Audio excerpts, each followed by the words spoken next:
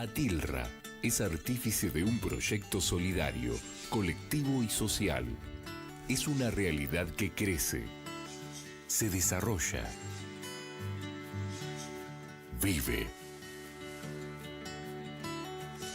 y se multiplica, pero sobre todo permanece en el tiempo.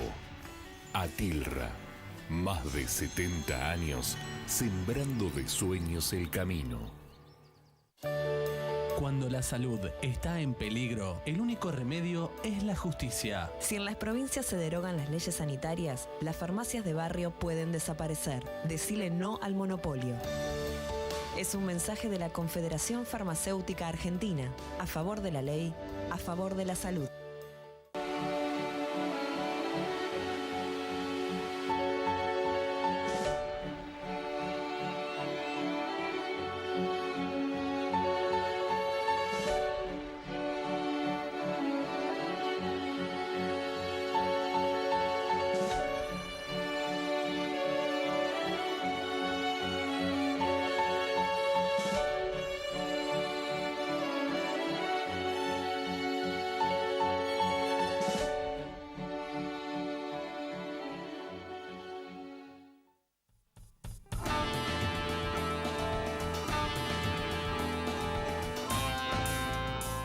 Hola, ¿qué tal? Muy buenas noches, bienvenidos todos nuevamente acá a Economía 4D. Hoy me ven solo de nuevo, como ya los temas son todos de economía, me abandonaron directamente, me dijeron hacer el programa solo.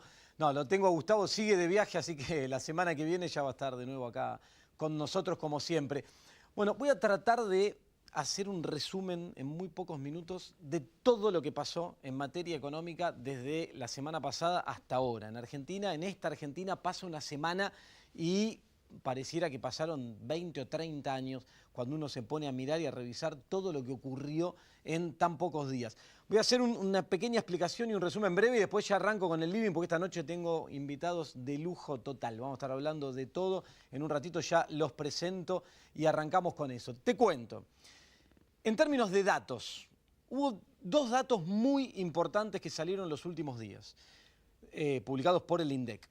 Uno de ellos, actividad económica. ¿Sí? El INDEC publicó lo que se llama el estimador mensual de actividad económica, que es un estimador que se calcula todos los meses y que es lo que después dan a conocer trimestralmente como el PBI, el Producto Bruto Interno, que es aquello que nos dicen si subió o si bajó, o sea, si la economía creció o si la economía cayó. El problema cuando la economía cae en términos de producción es que hay menos empleo, hay una situación que implica peor calidad de vida para todos los que formamos parte de esta economía. El dato correspondiente al mes de julio lo que marcó fue una caída de 2,7%. Lo preocupante es que es la cuarta caída consecutiva, es el cuarto mes consecutivo que este índice de actividad económica que elabora el INDEC marca una caída. Siempre en relación, esto se mide un mes en relación al mismo mes del año anterior. En este caso, julio de 2018 en relación a julio de 2017. La misma había pasado, había caído en junio, en mayo, en abril. Y lamentablemente, como te venimos contando acá, no es una gran novedad esto de que esté cayendo, te veníamos advirtiendo que esto iba a ocurrir, es el principio. La actividad económica está en un tobogán donde cuesta ver el arenero al final. La caída es prácticamente una situación de caída libre. Todo lo que está pasando y lo que ya pasó en el plano financiero, la devaluación del dólar, la inflación disparada, un gobierno que intenta que los salarios se queden donde están y no haya una recuperación en el poder adquisitivo, subas de las tasas de interés a niveles astronómicos, con lo que implica eso sobre el crédito, sobre la cadena de pagos, sobre la actividad productiva, industrial. Bueno, todo eso configura un escenario de caída en la actividad económica que va a seguir los próximos meses, con un correlato en otro dato que se conoció también hace unos días, que es el dato de desempleo.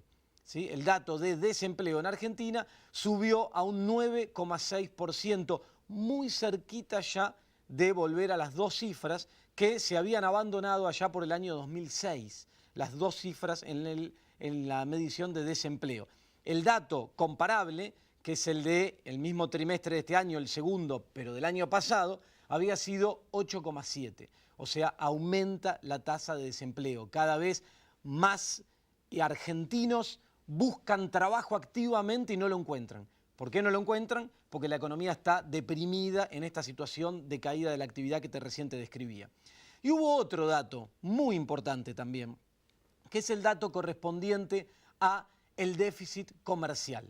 La diferencia entre lo que la Argentina exporta e importa. ¿Sí? Si exportáramos más de lo que importamos, nos quedaría un saldo positivo de dólares. Si pagás más importaciones de lo que te ingresa por exportar, el saldo es negativo. El dato de agosto dio un resultado negativo de más de 1.100 millones de dólares. Lo preocupante es que es un dato mucho más alto que de los meses anteriores, que el mes de julio, que el de junio, que fueron más bajos, y también más alto que el del mismo mes del año pasado. ¿Y por qué digo lo preocupante? Porque en el medio hubo una muy fuerte devaluación. Y lo que te dicen generalmente es, bueno, la devaluación, que es mala, que pulveriza los salarios en Argentina, que debilita el mercado interno, que profundiza la recesión, tiene un punto positivo para la macroeconomía. Te ordena el frente externo.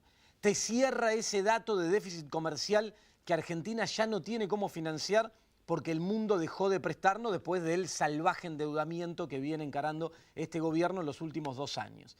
Ahora, ¿se cierra ese frente externo como consecuencia de la devaluación? Bueno, el dato de ayer marca que no.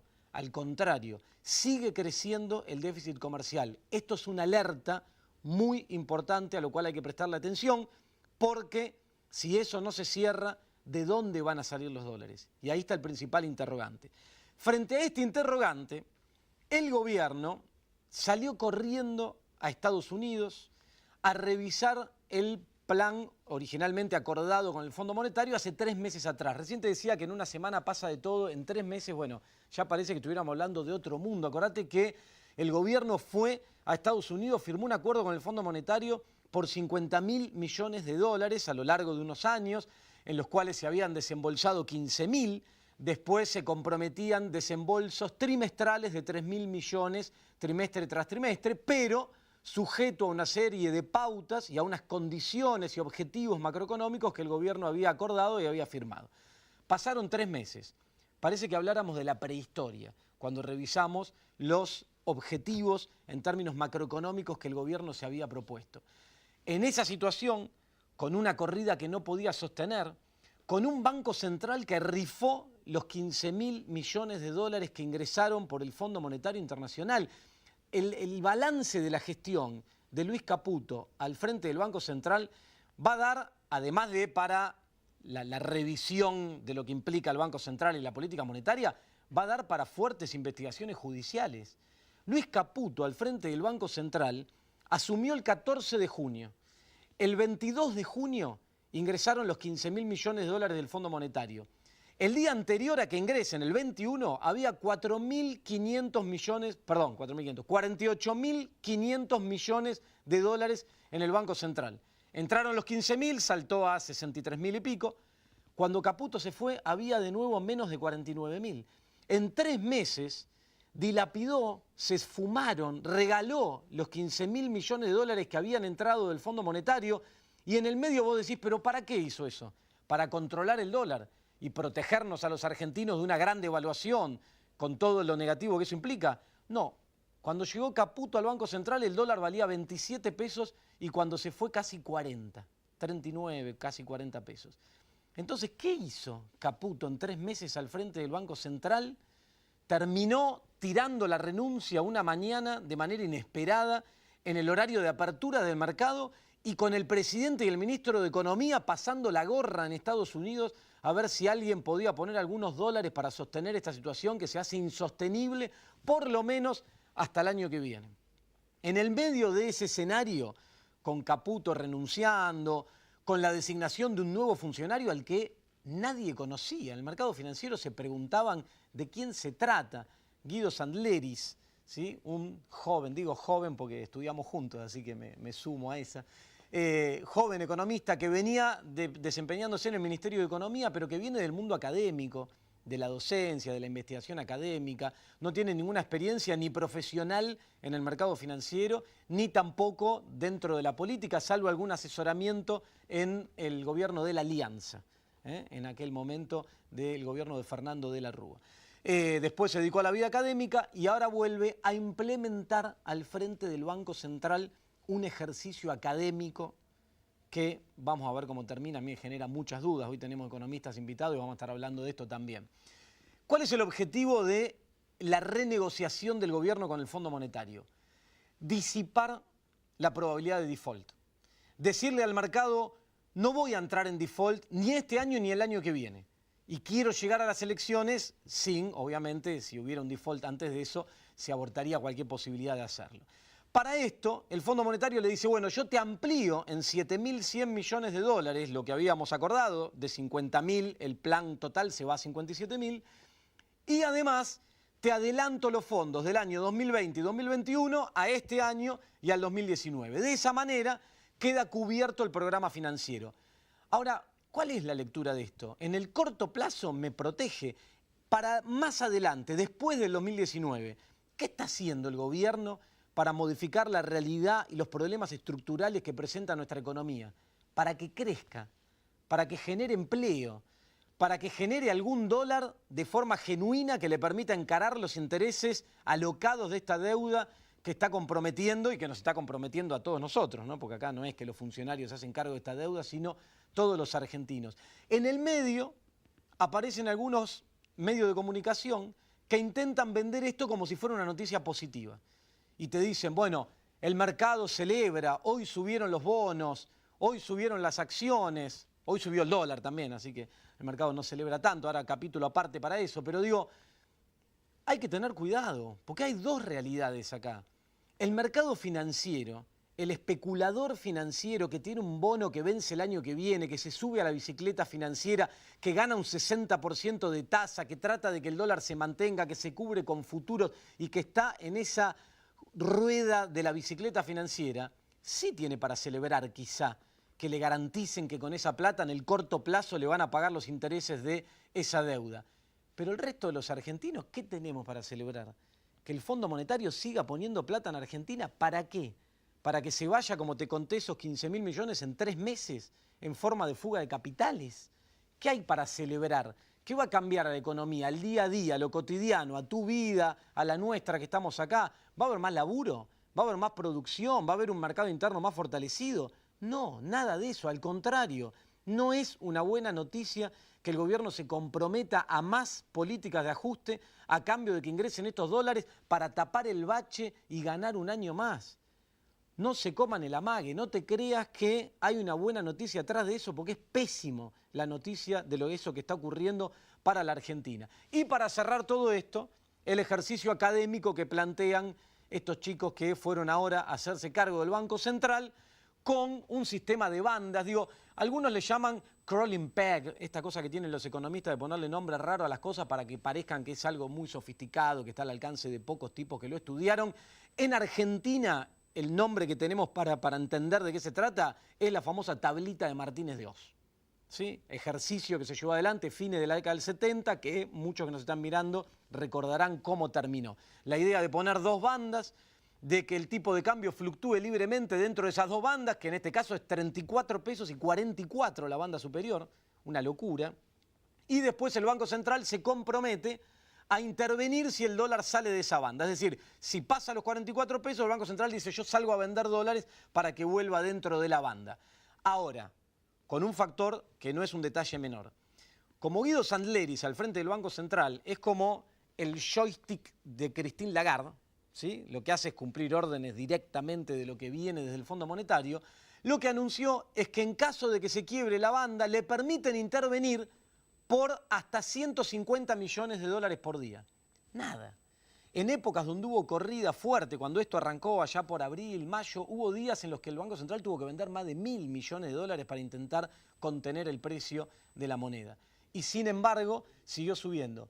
Nada lo que está comprometiendo Sandleris, porque el Fondo Monetario no lo deja intervenir con más. Cuidado, porque el mercado financiero puede tomarle la pulseada y terminar jugando a que quiebre la banda y a ir para arriba. Una banda que además se va a ir moviendo con un ritmo del 3% mensual. O sea, que 44 pesos de techo es ahora. andá haciendo la cuenta y sumándole 3% todos los meses y te vas a ir a 40 y pico, 46, 47, 48 y así. Sin embargo, el presupuesto dice que el año que viene vamos a tener un dólar de 40,10 y que la inflación va a ser de 23%. ¿Qué sé yo? En el medio van a tener que aprobar en el Congreso de la Nación ese presupuesto con esos supuestos que contradicen lo que el propio gobierno está anunciando en sus programas y firmando con el Fondo Monetario y darle lugar al gobierno a poder avanzar con el gran paquete de ajuste que pretende avanzar. Ajuste en lo fiscal, ajuste en lo monetario. Torniquete. Se comprometieron, entre otras cosas, a no imprimir más pesos, a que la economía no tenga más pesos en la calle. Y de esa forma dicen vamos a controlar al dólar. De esa forma van a terminar destruyendo al pueblo argentino. Paso a presentarte a los invitados que tengo acá esta noche. Como te decía hace un rato, un lujo total el living que tengo, así que vamos a estar hablando interactuando, intercambiando ideas entre todos y aparte cada uno de un espacio particular, muy específico. Arranco por mi derecha y tengo acá a Carlos Tomada, ex ministro de Trabajo. Carlos, gracias por estar acá esta noche. Sigo, tengo a Alejandro Roba, economista, ¿sí? Fue funcionario también, fue secretario de Coordinación Económica, subsecretario de Coordinación Económica del Ministerio de Economía hace unos años atrás. Sigo por mi izquierda y por la dama de la noche, está Mirta Tundis, diputada nacional por la provincia de Buenos Aires, por el Frente Renovador, y presidenta de la Comisión de Personas Mayores. ¿Qué tal? Así que vamos a estar hablando, como viste, de empleo, de economía, de jubilados. Tengo también esta noche a Ricardo Rubier, titular de Rubier y Asociados. Te voy a pedir algunos datos de alguna encuesta seguramente para ver qué está pasando en el medio de todo esto que describía. Y a Leo Wilansky, que es presidente de la Asociación de Empresarios Nacionales, el sector PYME, uno de los que mejor la está pasando también en este escenario, así que vamos a estar hablando con Leo. Bueno, arranco acá a mi derecha con Carlos Tomada. Y la primera pregunta que te quiero hacer, Carlos, obligada, más allá de lo que describía, es: no tenemos más Ministerio de Trabajo. Vos estuviste al frente de la cartera, ¿cuánto? 12 años. Sí, no tenemos más Ministerio de Trabajo y casi tan grave como eso, el ANSES ha pasado al Ministerio de Desarrollo Social. Los dos mensajes son, este gobierno juega mucho con lo simbólico, ¿no? Y los dos mensajes son horribles. Son horribles. Uno, desencajar, desmontar el vínculo de la seguridad social con el mundo del trabajo tiene una implicancia tremenda. Yo siempre recuerdo a quien fue mi maestro en la Secretaría de Seguridad Social, Alfredo Contegrán, que me decía, la primer política en defensa del sistema de seguridad social es generar empleo registrado, ¿no? Y todo eso, por un lado, esto se desvincula, pero por otro lado, y aprovecho eso, lo más grave que está pasando en términos de empleo es el nivel creciente de precarización que tiene el trabajo en la Argentina. Y el problema es que esto no es un efecto no deseado o algo que ocurre por casualidad. Las políticas que se están llevando adelante incluyen la idea de lo que yo llamo siempre esta idea de Macri de tener un país sin recibo de sueldo, ¿no? Es decir, la idea, un fenómeno que está ocurriendo en el mundo, alentado por este tipo de políticas de corte neoliberal, donde el empleo sin derechos, el empleo sin protección, se dice que es el único empleo que va a estar disponible.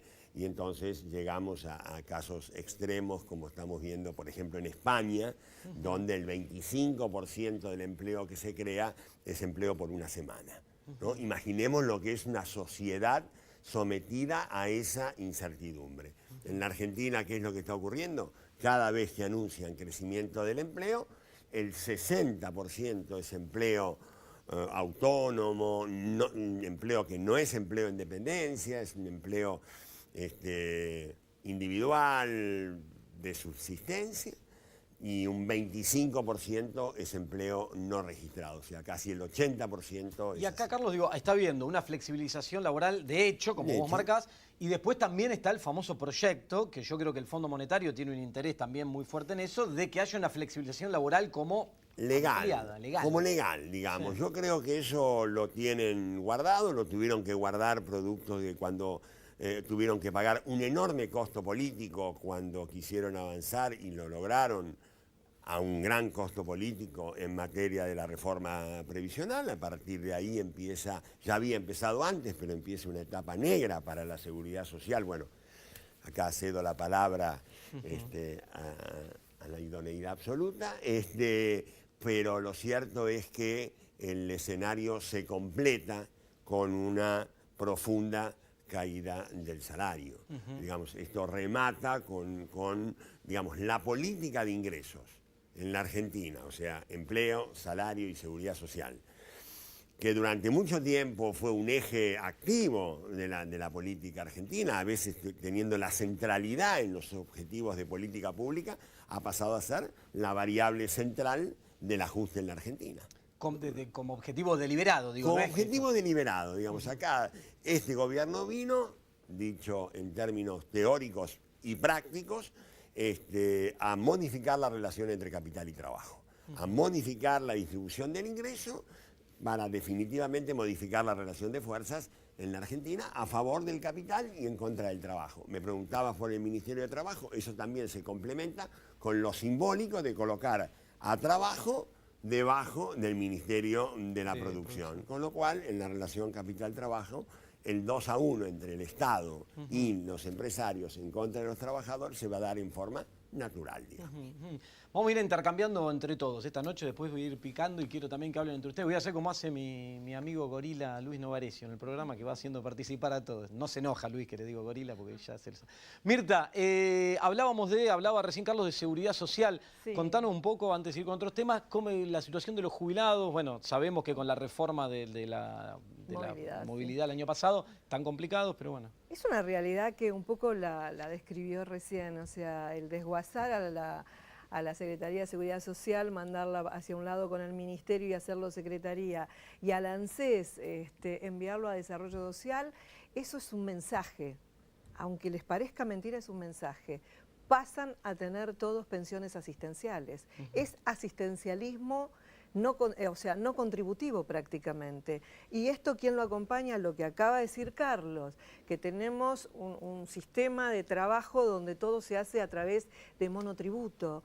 Vos sos economista, acá hay muchos economistas y saben perfectamente que el monotributo, el 80% va a ganancia y un 20% va a seguridad social o menos todavía. Por eso yo siempre pongo el ejemplo, si un trabajador que factura, que trabaja por 10.000 pesos por mes, un sueldo de 10.000 pesos por mes, paga 1.100 pesos de aporte previsional.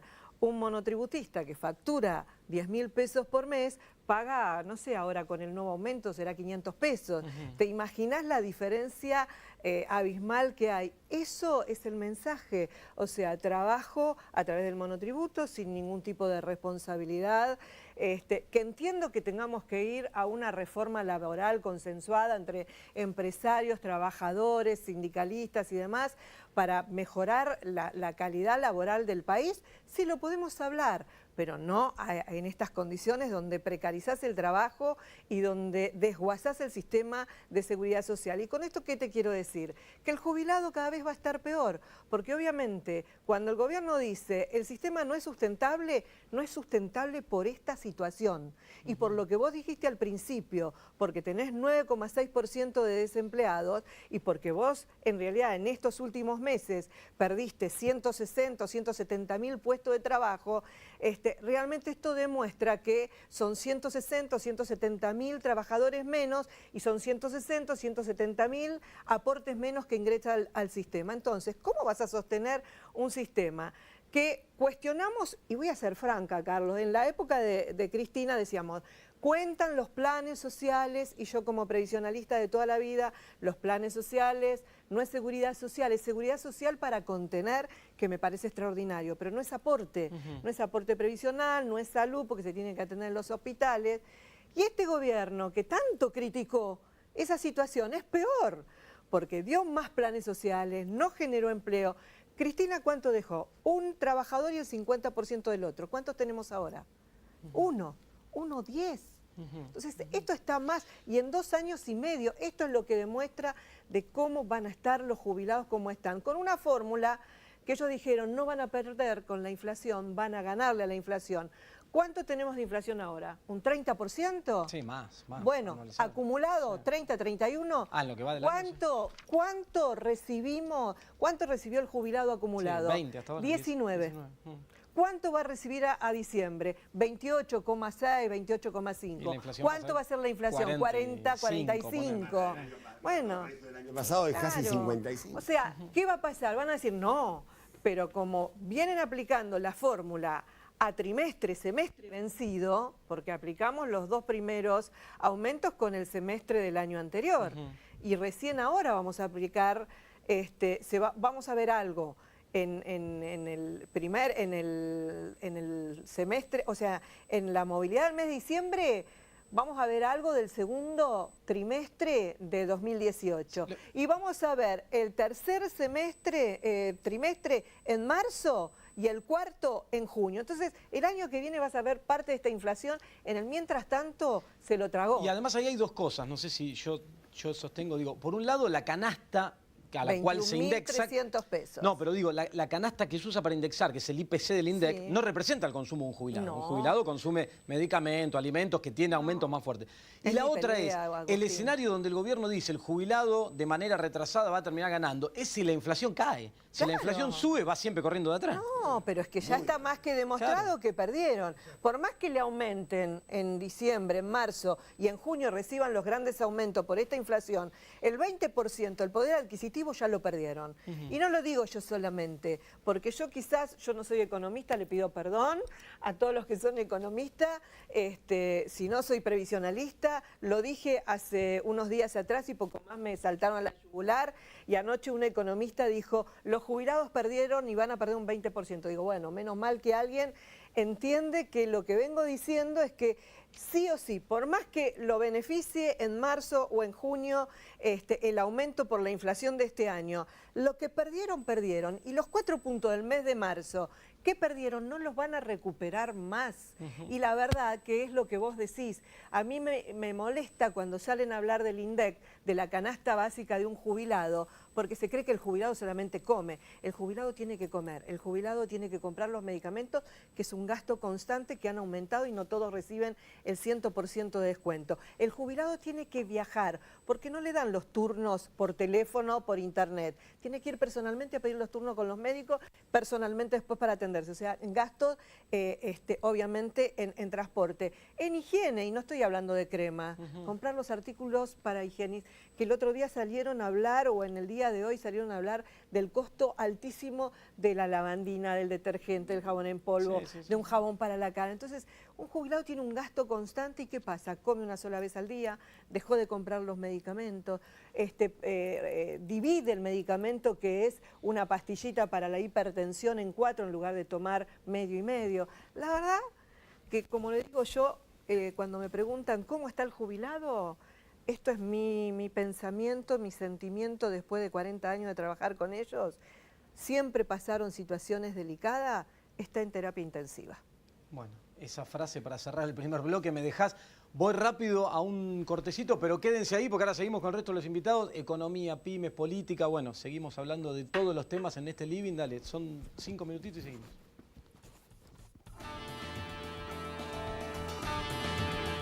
Atilra es artífice de un proyecto solidario, colectivo y social. Es una realidad que crece, se desarrolla, vive y se multiplica, pero sobre todo permanece en el tiempo. Atilra, más de 70 años sembrando de sueños el camino.